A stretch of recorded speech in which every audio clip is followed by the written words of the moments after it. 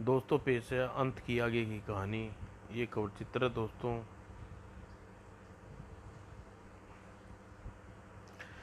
ये ये सही कह रहा है। मेरी हड्डियाँ अभी तक तो सलामत है, लेकिन एक दो धमाके के बाद ये टूटनी शुरू हो जाएंगी और मौसमी को रोकना होगा। इसके लिए मुझे इसकी शक्तियों को डोज देनी होगी। मौसमी चाहे बिजली मौसमी चाहे बिजलियों को अपने इशारे पर नचाता हो, लेकिन विज्ञान के सिद्धांतों को तो ये भी नहीं बच सकता। ओह, ये रस्सी अचानक ओह, तुमने ये रस्सी अटकाने की लिए इमारत मिली मिल रही है। तू मुझसे रस्सी को तू उसमें मुझ में ही रस्सी अटकाना चाहता है, लेकिन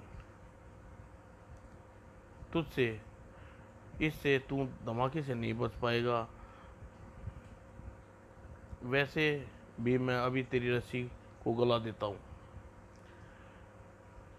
इसका इतना मौका तुझको शायद न मिले मौसमी, क्योंकि मेरा सिग्नल फ्लेयर रस्सी के दूसरे सिरे में हवा के ऊपर ही ले जाएगा।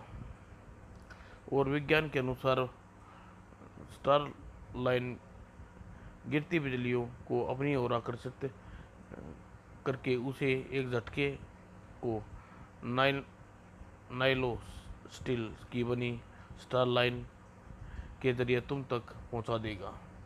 और यही सिद्धांत ऊंची इमारतों पर बिजली सुरक्षित रखने के लिए प्रयोग में लाया जाता है। उसे लगी धातु की नुकीली छड़ी यानी तड़ित चालक गिरती बिजलियों को अपनी ओर खींचकर इमारत को नुकसान से बचा लेता है।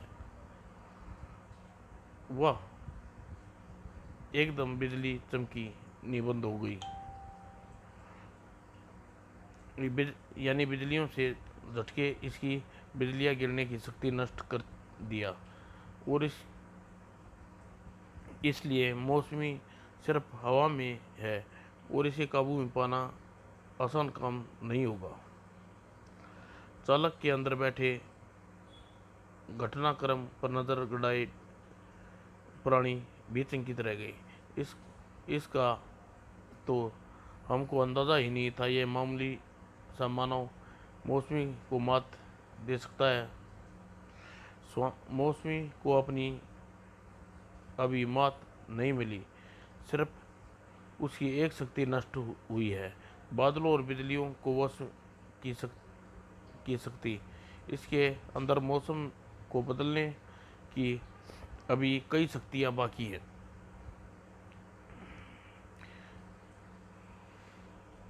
ये मानव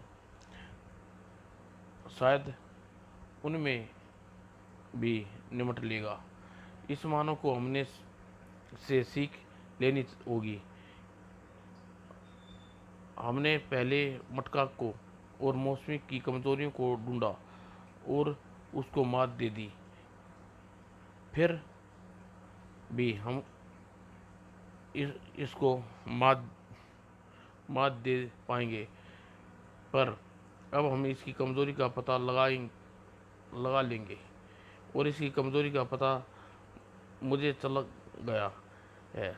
जानते हैं कि कड़कती बिजली से लड़ने के लिए बाहर क्यों निकलता, क्योंकि इसको नगर पर वासियों को प्यार है और उसको बचाने के लिए ये बाहर निकला था।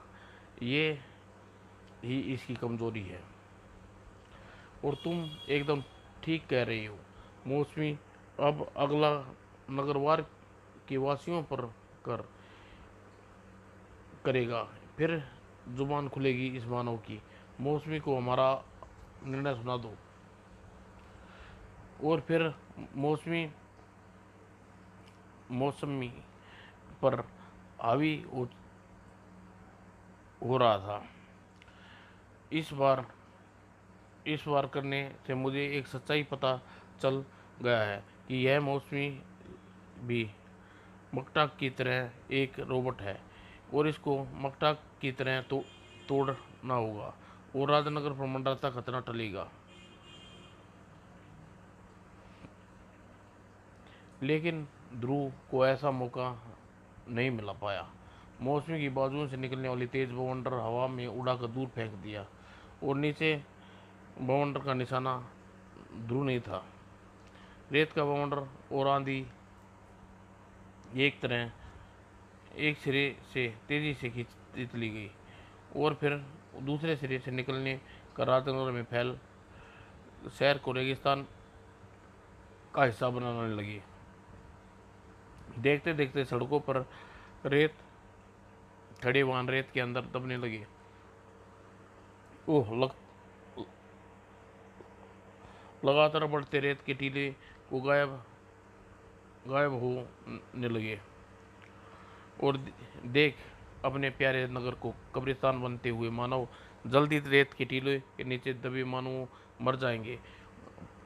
पर तू उनको बचा सकता है मुझे जुलजुला का पता बताकर। मैं जुलजुला का पता नहीं जानता मौसमी। मैं फिर झूठ। अब तू अपनी जिद नहीं छोड़ेगा मेरे या अपने नगरवासियों की जान। तेरे पास तीक्ष्ण मकसद है लेकिन फिर भी तेरे या तेरे मानवों के पास ऐसा कोई साधन नहीं जिससे वे इस रेत के टीलों को हटा सके और नगर पर हो रही रेत की बारिश को रोक सके। तुम सही कह रहे हो मौसमी। ये रेत समय रहते नहीं हटा सकते राजवासी। मेरी आंखों के सामने उन्हें जान दे देंगे और ये नज़ारा मेरी आंखें नहीं सकती। इसलिए मैं रेत में दबकर सबके पहले जाने वाला जान है मेरी होगी। अरे अरे ये तो आत्महत्या पर उतारू हो गया। अब क्या करूं। और चट्टान उड़ती चट्टान के अंदर ओह मानव को अभी समझ नहीं पाएंगे।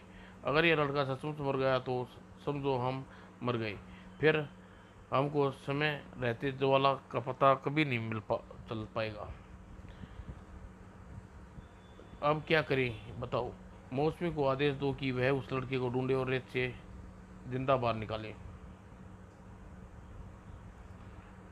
और मौसमी के आदेश पर सक्रिय हो उठा। वह लड़का यहाँ पर तो रेत में कूदा था लेकिन यहाँ रेत को मैंने हटाकर वापस रेगिस्तान में पहुंचा दी। पर उसका कोई अता पता नहीं। शायद एक जैसे लगने के कारण सही जगह नहीं भूल गया और अब यहाँ की रेत हटाना हूँ। शायद यहाँ पर कूदा हूँ। रेत के टीले बवंडर को खींचकर रेगिस्तान तक पहुँचाने लगे और कुछ ही देर में सारी रेत हट गई। वह लड़का कहीं नहीं मिला। कहीं वह रेत के साथ बवंडर के अंदर तो नहीं खिंच गया। ऐसा ही हुआ होगा और ऐसा नहीं है हुआ। मैं अभी भी तुम्हारे पास मौजूद हूँ। तुम यहाँ कैसे मेरे सामने रेत के पहाड़ के अंदर गए थे। मैं धंसा था और मेरे धंसने ही रेत का गुबार उठा था और आड़ से मैं रेत से बाहर निकल आया और गुबार के कारण तुम फिर निकलती हुए देख न पाए इसलिए तुमने ऐसा किया। तुमने ही क्यों मुझे बताया था कि मानव के पास ढेर सारी रेत जल्दी हटाने का साधन उपलब्ध नहीं है। अतः फिर मुझे याद आया कि मेरे पास ऐसा कर सकने का साधन है और वह साधन तुम थे। बस तुमको रेत हटाने को मजबूर करना और मैंने आत्महत्या का नाटक किया। मुझको पता था कि तुम बिना जुलजुला की का पता जाने मुझको मरने नहीं दोगे और मुझको बचाने की कोशिश में रेत हटाओगे। तुमने ठीक वैसा ही किया और यह शहर बच गया। उड़ती चट्टान के अंदर हाँ हाँ हाँ ये मानव कि इस आवाज़ से निर्धारित हो गया कि इसको हंसना कहते हैं। मानव की ध्वनि का प्रयोग खुशी होने पर करते हैं और कभी पागल हो जाने पर भी ये आवाज़ निकालते हैं। अभी अपनी मूर्खता का अभ्यास होने पर हंसते हैं। मैं भी मूर्खता का अभ्यास होने पर हंस रहा हूँ। मुझे मूर्ख यानी मंद बुद्धि, अरे हम तो महा बुद्धिमान हैं, मगर बुद्धिमान होते तो इस मानव के लड़कर यूं समय व्यर्थ न करते। इस मानव को हमको ये तीसरी मात दी है और ऐसा करके इसने हमको हमसे ज़्यादा बुद्धि शक्तिशाली होने का सिद्ध कर दिया है। अब बुद्धिमानी इससे लड़ने में नहीं, इसकी सच्चाई बता कर इससे मदद लेने में है, वरना हम लड़ते रहेंगे और जरूर शक्ति प्राप्त करता जाएगा। तुम सच कह रहे हो। इस मानव को हमारा अपनी शक्ति पर मानव इस मानव से हमारा अपनी शक्ति से गर्व को चूर चूर कर दिया है। हमें अब उस हमको यह योजना बदलने पर मजबूर कर दिया है कि मानव को यहाँ लाने का प्रबंध करो। नीचे बोलो, अब कौन से वार करोगे मौसमी? ज्वालामुखी फोड़ोगे, संसार को जवार लगाओगे? तुमको जुबान खोलने पर मजबूर करूँगा, लेकिन इस बार तरीका ऐसा होगा कि तुमको भी बोलने पर मजबूर कर देगा। कैसे? ऐसे, ध्रुव की सारी रोशनी चमक में गुम हो गया और फिर जब रोशनी धीमी होनी शुरू होगी तो ध्रुव को अपने आप को एक नए माहौल में पाया। ये मैं कहाँ गया हूँ? उत्तेजित मत हो मानो। हमने तुमको नुकसान पहुंचाने के लिए यहाँ पर नहीं बुलाया। तुम इस समय चट्टान के अंदर हो, जिसमें इस शहर के तरह उड़ता हुआ देखा था। यह समझने के लिए तुमको थोड़ा समय देना पड़ेगा ताकि तुम को शुरुआत से पूरी कथा सुना सकें। ओह, यानी उस चट्टान, मेरा मतलब है कि वह चट्टान एक यान है। यान में हूँ, इसको उल्का समझ रहा था। लेकिन यह सब चक्कर क्या है? तुम लोग कौन हो और यह ज्वाला कौन है और जिसको तुम तभी से ढूंढते फिर रहे हो? हम एक सुदूर ग्रह के प्राणी हैं। आज से कुछ समय पहले हम ब्रह्मांड की एक खुशहाल और प्रगतिशील प्रजाति थे। हमारे विज्ञान की बहुत प्रगति की, लेकिन कुछ समय पहले एक कुशल तारे के जरिए एक सूक्ष्म वायरस हमारे ग्रह में पहुंचा। वह वायरस अपने आप में एक समझदार प्राणी था, जिसके हमारे शरीर में घुसकर हम बीमारी पैदा करनी शुरू कर दी और हमारी प्रजाति धीरे धीरे खत्म होने लगी और महामारी फैलने लगी। हमने जल्दी से वायरस जुलजुला का इलाज ढूंढ निकाला, लेकिन जल्दी ही जुलजुला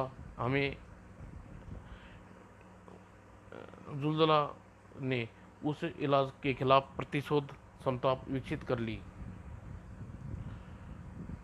हम नए नए इलाज ढूंढते गए। जुलजुला हर इलाज को खिलाफ नई नई प्रतिशोध क्षमता पैदा करता चला गया। जुलजुला ने हमारी प्रजाति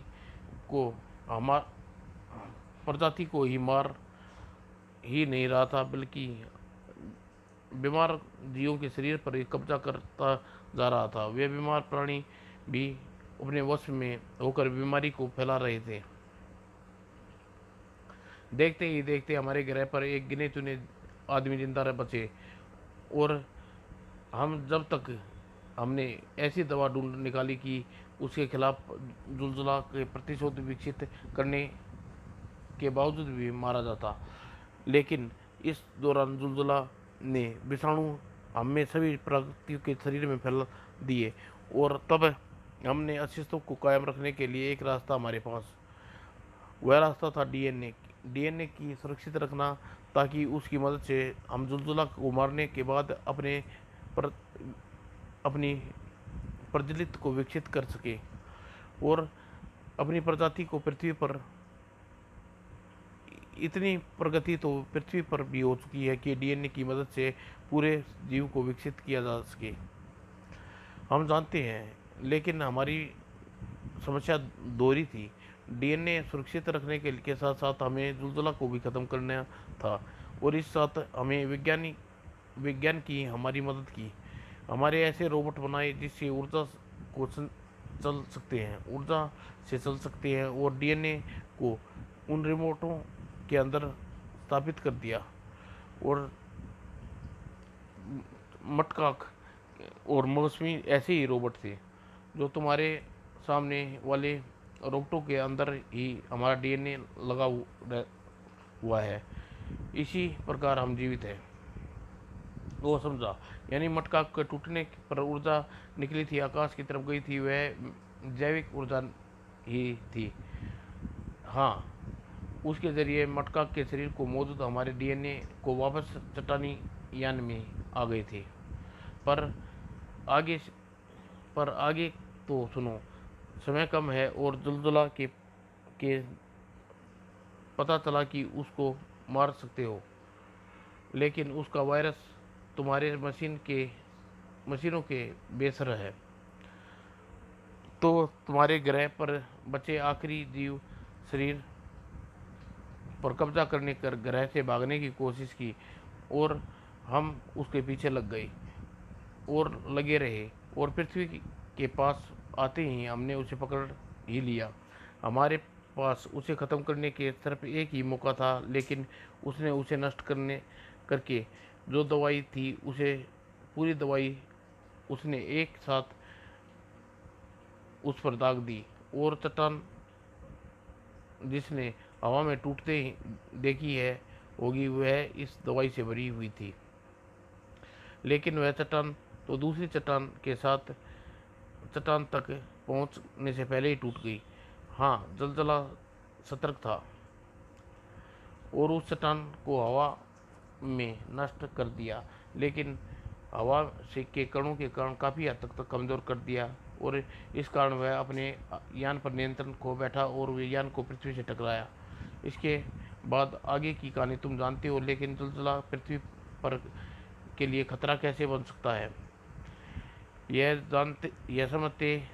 हम समझते हैं कि जुलजुला के सिर्फ हमारे प्रजाति से ही बीमारी पैदा करने और शरीर पर कब्जा कर सकने की क्षमता है, लेकिन उसके इंस्पेक्टर के शरीर पर कब्जा करके यह सिद्ध कर दिया कि वह पृथ्वीवासियों को भी यह महामारी फैला सकता है, और इसलिए उसको ढूंढना अत्यंत आवश्यक है। यह पृथ्वीवासियों की जिंदगी और मौत का सवाल है। समस्या वही गंभीर है कि अब यह सोचना पड़ेगा कि इंस्पेक्टर उर्फ जुलजुला आखिर इस वक्त कहाँ है पर हो सकता है। डॉक्टर वायरस और अपने ठिकाने पर वापस नहीं आए, यानी वह जुलजुला को ठिकाने पर ले गया होगा। मैं जानना चाहता हूँ जुलू और अपना ठिकाना अफ्रीका और मोकास के जंगलों में कहीं है। उसे ढूंढना ज़्यादा मुश्किल काम नहीं होगा। चलो, मैं तुम्हें जुलजुला के पास ले चलता हूँ। और ध्रुव की जानकारी तो सही है थी, लेकिन गोमांस के घना जंगल के हजारों वर्ग किलोमीटर की दायरे में फैला था, और इस जंगल के अंदर जुलू अड्डा कहाँ था यह खुद जुलू भी कभी कभी भूल जाता करता था। एक बार फिर सोचो वायरलेस, तुम कह रहे हो कि ये करके का इंतजाम तो मैंने कर लिया है, लेकिन यह जानलेवा भी हो सकता है। घबराओ मत जुलू, मैंने सारे टेस्ट कर लिए हैं। इंस्पेक्टर के शरीर के अंदर चालाक वायरस छिपा हुआ है, और मुझे इसकी दवाई मुझे ये दवाई पीने के बाद मार नहीं सकता, सिर्फ मुझे बेहिसाब शक्तियाँ दे सकता है, जैसे कि इंस्पेक्टर को दी थी। और इसके बाद हम और तुम दुनिया पर राज करेंगे। ठीक है वायरस, लेकिन याद रखना, जो ये मैं जो वायरस का ट्रांसफॉर्म का तरीका अपना रहा हूँ, उसके बाद वायरस तुम्हारे शरीर से निकल नहीं पाऊँगा, और इसको मारने के कोई तरीका हमारे पास नहीं है। तुम हमेशा के लिए डॉक्टर वायरस से वायरस मैन बन सकते हो। ये मंजूर हो तो खाली स्ट्रेचर पर लेट जाओ। मंजूर है जुलू। पावर के लिए तुम कुछ, मुझे सब कुछ मंजूर है। वायरस के लेटते ही जुलू जुलजला वायरस स्थानांतरण का प्रतिक्रिया में शुरू हो गई, और प्रतिक्रिया शुरू होते ही अरे यह सिग्नल यानी मेरे अड्डे की तरफ कोई आ रहा है। चारों ओर कांटेदार बाड़ लगी हुई है।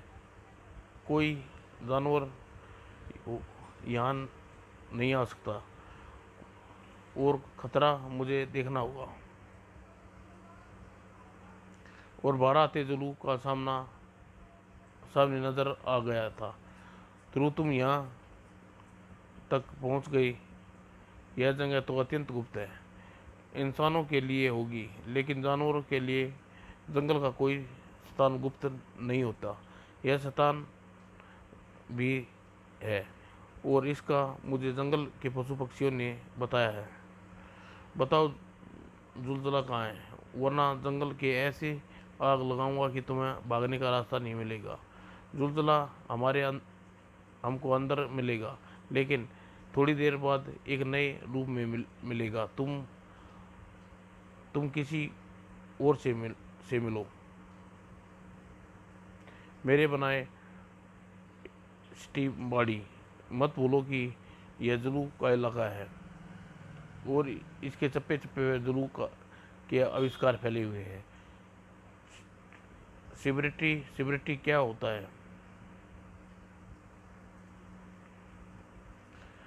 ये होता है सिबरिटी।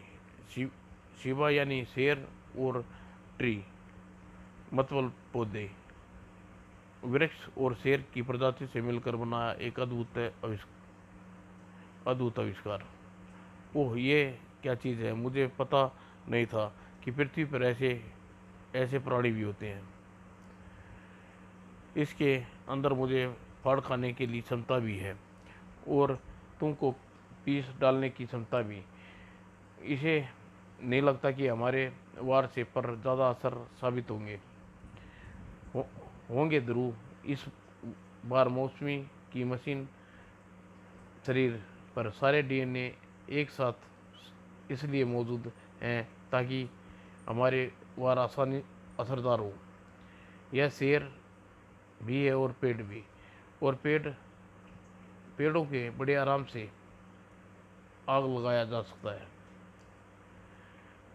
नहीं मौसमी, रुक जाओ, बुझा दो ये आग को। पर ध्रुव, तुम देखो, सिबर्टी की लिफ्टें निकल चुकी हैं। ऐसे आग पूरे जंगल में फैल सकती है, और आग हजारों लाखों पशु पक्षी मारे जाएंगे, साथ ही हजारों पेड़ भी नष्ट हो जाएंगे। और हमारी पृथ्वी पहले ही पेड़ कमी है के कारण पर्यावरण की समस्या से जूझ रही है। जिंदा एक शिवाटी के मरने के लिए तुम्हें इतना बड़ा कीमत नहीं चुका सकते। इसको ख़त्म करने का एक तरीका और भी है। पेड़ों के सारे जड़ों के सारे जिंदा होते हैं। इसकी जड़ें ज़मीन के उखाड़ दो, सिमटी खुद भी मर जाएगा। ये तो मामूली सा काम है ध्रुव। हवा का एक झोंके ने इसकी जड़ें को ज़मीन से उखाड़ देगा, और सिमटी की जड़ें ज़मीन से उखाड़ दी।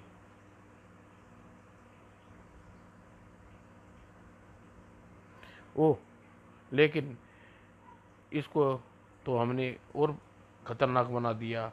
ये कमज़ोर तो नहीं हुआ, लेकिन जड़ें ज़मीन से उखड़ जाने के बाद चलता फिरता खतरा बन गया है। ये कमज़ोर होगा ज़रूर, लेकिन कुछ घंटों के बाद, तब तक तुम दोनों चबा चबा कर जाएगा। ओ मौसमी अपने आप को ओह मौसमी अपने आप को अगली बार से बचा न पाया। मौसमी, मुझे मौसमी को बचाना होगा, और बचाव का एक तरीका है। जुलू पर वार करता हूँ। जुलू के पास ऐसी कोई रिमोट ज़रूर होगा जिससे जरिए शिवा ट्री को चला रहा है। इसका चलाया और इसी को रोकेगा। तू मुझे क्यों मार रहा है? मैं समझ गया। समझ तू समझ रहा है कि मेरे पास रिमोट है, लेकिन मैं शिवा ट्री को चला रहा हूँ, और अगर मुझे वश में किया जाए तो शिवा ट्री को अपने वश में आ जाएगा। मेरे पास ऐसा नहीं है, देख ले, मेरे पास कोई रिमोट नहीं है, कुछ नहीं है मेरे पास। अब बता, तू ऐसा समझे, तू ऐसा मुझे छीनेगा, मुझसे रोक सकेगा? अब जा, पहले मौसमी को मरते देख, फिर अपनी जान बचाने की सोच। ओह, कैसे रोकूं इसे, सी ब्राटरी को? अब अपने दोस्त की मदद लेता हूँ। ची ची ची ची ची। और कुछ ही पलों बाद कठफोड़े शिवट्री को टूट पड़े। उसकी उनकी चोंचें शिवट्री की लकड़ी के शरीर में सुइयों की तरह चुभने लगी। शिवट्री के जबड़े चिल्लाने के लिए खुले और मौसमी का शरीर बाहर गिरा। और मौसमी, तुम ठीक हो ना? कुछ कुछ मेरे मेरे सर्किट नष्ट हो गया है। मेरी चिंता छोड़ो, और हमारे डीएनए और जैविक ऊर्जा द्वारा यान तक पहुंच जाएंगे, और तुम शिवट्री को नष्ट से निमट कर जुलजला तक पहुंचने की रास्ता तलाश करो। ध्रुव अब सिर्फ मौत के रास्ते को तलाश करेगा, मेरे मेरी तरह। ओह, इसने मौसमी को कुचल डाला। इसे मरने से और मेरे भागने का रास्ता बंद कर दिए हैं।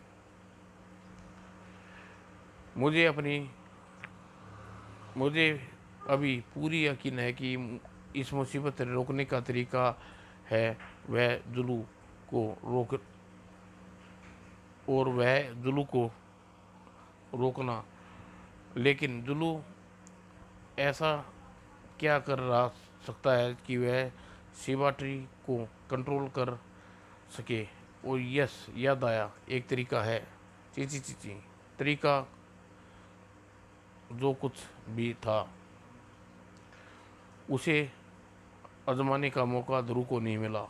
ओह, मुझे शिवा ट्री ने जकड़ लिया, लेकिन अब बदन अकड़ेगा मरने के बाद। अब बच नहीं सकता, लेकिन मैंने ऐसी मौत नहीं मरना चाहता। फिर कैसी मौत मरना चाहता है? मैं किसी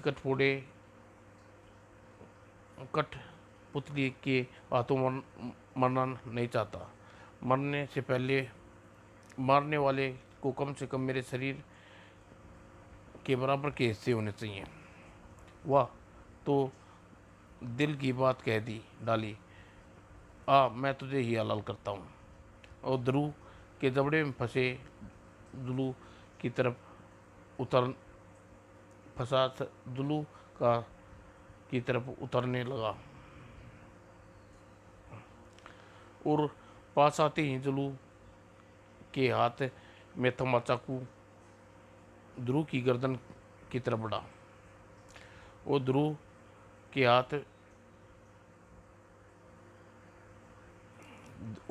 हाथ में बगल में उड़ते कठफोड़े की चोंच दबी पत्तियां की तरफ बढ़ी। और फिर चाकू ध्रुव की गर्दन तक पहुंचने से इससे पहले ध्रुव के हाथ में उन पत्तियों को ध्रुव के गले से नीचे उतार चुका था। खो खो खो, क्या किया तूने? ये पत्तियां भला मेरी क्या बिगाड़ सकती हैं? अब मैं तुझे नहीं छोड़ूंगा। शिवाट्री के जबड़े तुझको पीट डालेंगे। अब शिवाट्री के जबड़े किसी को नहीं पीट सकते, लेकिन तू जेल की चक्की जरूर पीसेगा जुलू। ये कैसे ये कैसे हो गया? शिवाट्री मेरा नियंत्रण कैसे ख़त्म हो गया? तू आज़ाद कैसे हो गया? पर यह सब कैसे हुआ? यह सब हुआ जुलू, अब तुझको ध्यान आया कि वैज्ञानिक होने के साथ साथ तू अफ्रीकन तंत्र मंत्र का विशेषज्ञ भी है। यह बात ध्यान में आते ही मुझे इस यह भी याद आया कि शिवाट्री की हरकतें में आने से पहले तूने उन्हें पत्तियां तोड़कर खाई थी, और मुझे तुरंत समझ में उन पत्तियों की रसायन ने ही जादुई तरीके से तुम्हारा संपर्क शिवाट्री से करा दिया, और इसी तरह तुम शिवाट्री शिवाट्री को अपने नियंत्रण में के द्वारा चला रहे थे। हम इंसान पेड़ पौधों के बारे में ज़्यादा नहीं जानते, किंतु पशु पक्षी को इतना अच्छा ज्ञान अनुभव होता है कि इसके कारण वे पेड़ पौधों की वनस्पति खाकर अपने रोग ठीक कर लेते हैं। इस बार भी ऐसा ही हुआ। मेरे पूछने पर कठफोड़े ने मुझे शिवट्री के पत्तों के रसायन की काट करने का वाले पौधे की पत्तियां मुझे ला दी। वही पत्तियां खाने से शिवाट्री की पत्तियों का असर तुम्हारे शरीर से नष्ट हो गया और तुम्हारा संपर्क शिवट्री से कट गया। अब जुलू को बेहोश होते ही ध्रुव का ध्यान मौसमी की तरफ गया। मौसमी, संभालो अपने आप को। जुलेला को निमटने के लिए मुझे तुम्हारी मदद की ज़रूरत है। हमारी जैविक ऊर्जा बहुत क्षीण हो चुकी है ध्रुव। हम उसे उसे बढ़ाने की कोशिश कर रहे हैं, और ख़त्म हो गया न मौसमी।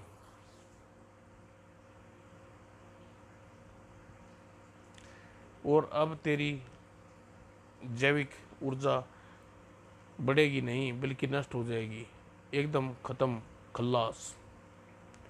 डॉक्टर वायरस, तुमको एक ये क्या हो गया है? तुम्हारा रूप कैसे बदल गया? वायरस नहीं, अब जुलजुला हूँ, और जीवित वाष्प जीवाणु। अब पृथ्वी के जीवन नष्ट करूँगा, और शुरुआत तुम्ही से होगी ध्रुव। अब न तुम अपने अंगों को हिला पाएगा, और न ही तुम मौसमी के शरीर में मौजूद मटका ग्रह के वासियों को बचे खुचे डीएनए को वापस यान में पहुंचा पाएगा। और तुम क्योंकि मेरे वारों से तुम दोनों के शरीर की जैविक ऊर्जा एकदम से न्यूनतम स्तर पर पहुंच पर कर दिया है। और जब और अब मैं चलता हूँ वहीं पर मानव का विनाश की शुरुआत करने। मेरा यान गिरा है और राजनगर शहर में। ओह, इसको जाने से रोकने के लिए मुझे अपनी उंगली को तक हिला नहीं पा रहा हूँ। और अब कुछ नहीं हो सकता कर सकते ध्रुव। तुम्हारे शरीर में मौजूद अंग वायरस को नष्ट कर सकने की लायक दवाई पृथ्वी पर नहीं है, और हमारे जीवित ऊर्जा उतनी कम हो चुकी है कि हम तुम्हारी कोई मदद हो चुकी है। तुम्हारी कोई मदद नहीं कर सकते, वरना हम तुम्हें अपने यान से एक ले जाकर तुम्हें ठीक करने का प्रयास कर सकते थे। और ध्रुव ने मटका ग्रह के दोनों ही एसआई थे। उधर डॉक्टर वायरस के शरीर में जुलजुला ने राजनगर में कत्लेआम शुरू कर दिया थी।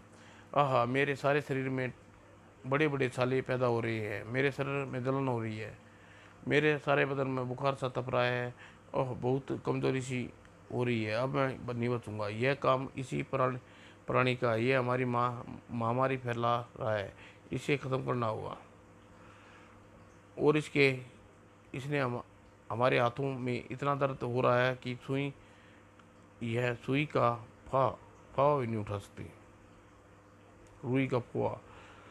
हाँ हाँ, अब मानो मेरे विषाणु लड़ने लायक दवाई खोज पाएंगे, तब तक इस मानव नाम की नामो निशान मिटा दूंगा। बड़ा मज़ा आ रहा है इसे मारने में। अब तुम्हें भेजे, बस तुम्हारे भेजे में समय पर ख़त्म करना होगा जुलझुला। तुम्हारे भेजे का समय यहीं ख़त्म करना होगा। ध्रुव, तुम ठीक कैसे हो गए? तुम किसी दवाई से ठीक हो नहीं सकते थे। खैर, मैं तुमको दोबारा बीमार कर देता हूँ। और यह ले, मेरे पास उन सारी शक्तियों का जवाब है जो तू इस शरीर में छोड़ने के कारण प्राप्त कर रही है जुलजुल। ये ये वार तो मटका वासियों के अलावा कोई नहीं कर सकता था। यानी तुम ध्रुव नहीं, मटका वासी हो। थोड़ा सा सही, थोड़ा सा गलत। मैं ध्रुव ही हूँ, लेकिन मेरे शरीर मटका ग्रह के वासियों का डीएनए ने शरण में ले ली है। और हम और जब मटका बोमास के जंगल में ऐसा ही पड़े थे, तो हमारे दिमाग में यह ख्याल आया कि मटका वासियों के डीएनए मेरे शरीर में मौजूद रोगों को, विषाणु को मार सकते थे और मेरे शरीर में मनचाही बायोलॉजिक एनर्जी यानी जैविक ऊर्जा दे सकता था। और मटका के डीएनए उसके यान में तो नहीं जा सकते थे, लेकिन मेरे शरीर तक तो आ सकते थे। हमने यही किया।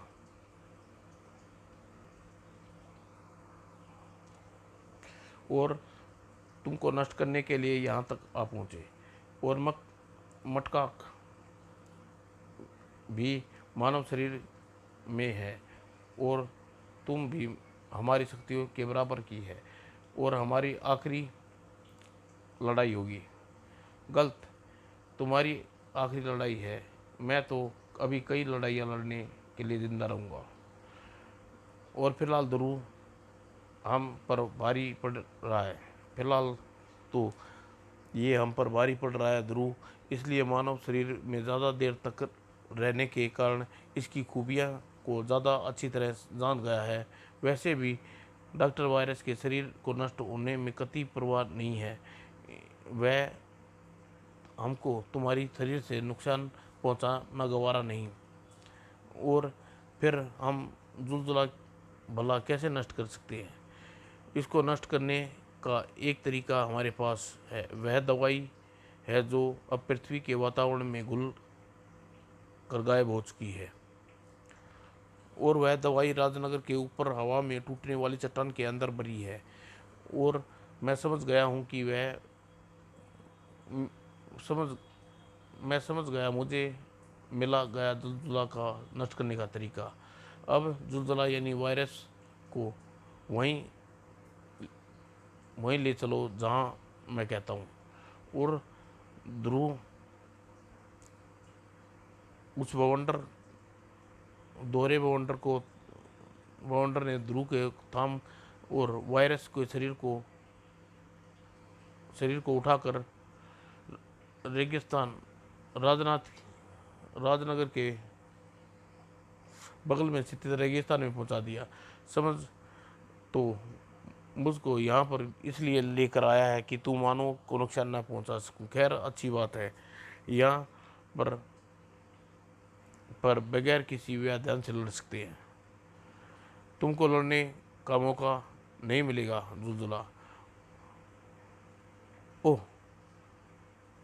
तू यान के नीचे उतरे यंत्र से जा घुसा, इसलिए ऐसे कोई यंत्र तोड़ चुका हूँ, और इसका मौका तुझको नहीं मिलेगा जुलजुला। ओह ये ओह ये मुझको रेत से मारेगा। ये रेत मुझे नुकसान नहीं पहुंचा सकती। तू भी मान जानता है। ये रेत तुझको नुकसान नहीं पहुंचाएगी जुलझुला, बल्कि तुझको नष्ट कर देगी। ये रेत वही रेत है जिसके बाउंडर में मौसमी के हाथों राजनगर से लेकर आया था। और जब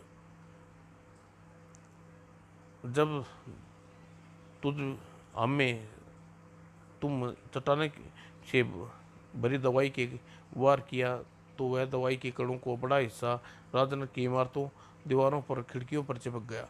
और इसी रेत के बाउंडर में उस दवाई की इमारतों से खरोच खरोच डाला था।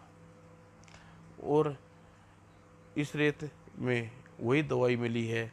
और रेत के कणों के जरिए तेरे किराए किराए के शरीर तक पहुंच कर तुझे नष्ट कर रही है।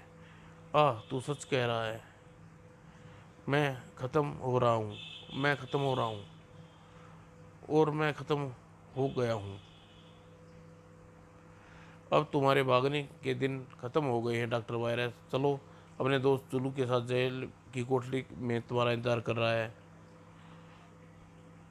और फिर हमारी किस्मत अच्छी थी जरूर, तुम्हारा यान जुलजुला के पीछे ऐसे ग्रह पर आ गया जहाँ हमारे जैसे प्राणी रहता है। तुम्हारा एहसान हम कभी नहीं भूलेंगे। और लेकिन वादा करो कि तुम्हारा सामना करने की जब हम तुम्हारा सम्मान करने के लिए तुम्हें अपने घर पे बुलाएं, तुम्हें ज़रूर आओगे। मैं वादा करता हूँ ज़रूर आऊँगा। हम मगर अगर तुम न करते तो रेत में मिली दवाई न मिली होने की बात न बताते, तो हम जुलझुला को कभी न मार सकते थे। अब हम बाकी बची दवाई मानवों के शरीरों में घुसे जुलझुले जुलझुला के दूसरे वायरसों को भी नष्ट करेंगे। और उनको ठीक कर सकते हैं। और यह ग्रह वापस आकर डीएनए के जरिए अपनी प्रजाति को दोबारा विकसित कर सकेंगे। मैं वादा करता हूँ ज़रूर आऊँगा। समाप्त दोस्तों।